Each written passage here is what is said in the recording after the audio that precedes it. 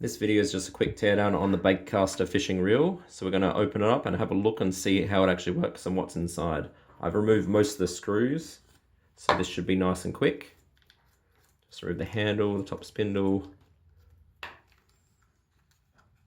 So this one's a bait runner.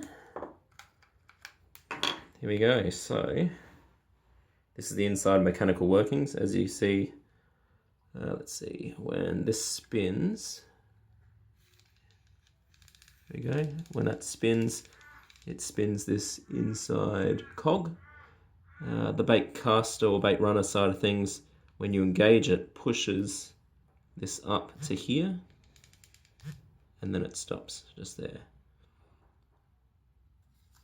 So handle goes there. You got your on and off switch for the bait caster side of things. And so yeah, as you can see, they're very simple.